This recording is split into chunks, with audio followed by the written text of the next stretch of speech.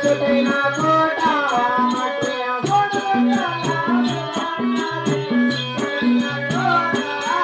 వికానాలకు కొండలనమున్నది అనాథమైన కోట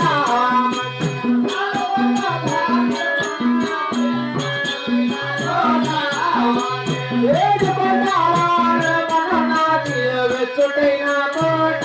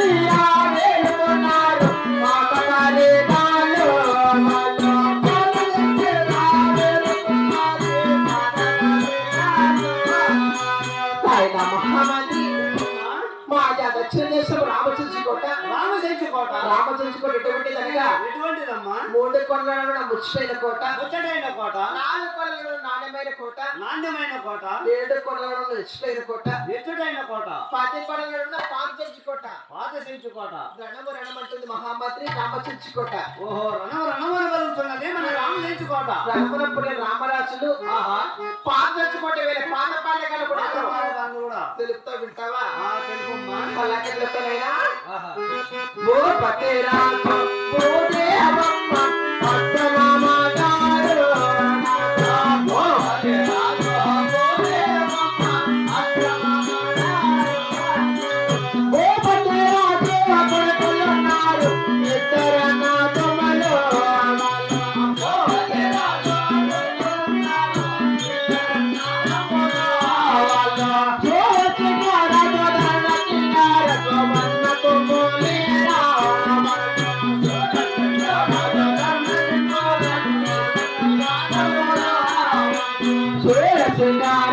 పేరు చెప్పి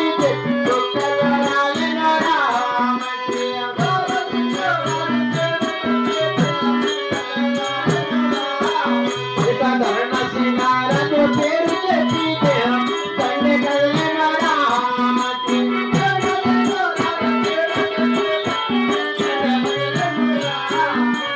రసపత్రి మీరు కొమ్మలు వాదుకుంటున్నారు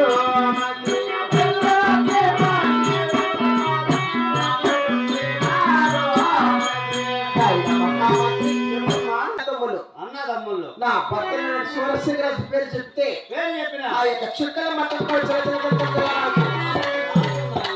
నా మరిదైన ధరణసింగరాజు పేరు చెప్తే ఆ యొక్క తండ్రి మట్టం కూడా మహామంత్రి అయినా కూడా వీళ్ళిద్దరు కూడా రసపత్రి పన్నీర్ కులంలోనే పుట్టి ఉన్నారు. ఓహో వాళ్ళు కూడా రసపత్రి పన్నీర్ కులంలో పుట్టి ఉన్నారు. అవును, చాలా సంతోషం అమ్మా. అయినా కూడా నా నిచ్చోడికి పిలిపించిన కార్యవర్తమే బాబు. కార్యవర్తమేమనగా నీ భర్త గారైన సూరసింగరాజు అతి శీఘ్రంగా రమ్మని విన్నవించినాడమ్మా. నా భర్త? అవునమ్మా. నా ప్రాణేశ్వరుడా? నీ ప్రాణేశ్వరుడేమ్మా. ప్రాణనాథుడే. ఆ మంత్రి ఎంత మాత్రమే నా భర్త పిచ్చుంటున్నావు కదా? అవునమ్మా. నా భర్త సొంతకు వెళ్ళేటప్పుడు ఆ యొక్క శంకరాభరణ వేటికి వెళ్ళి మునిగి స్థానాలు అందించుకొని ఈ టైంలోనమ్మా. అవునుడా. ఎంత టైం? 12 గంటల 12 గంట అయితే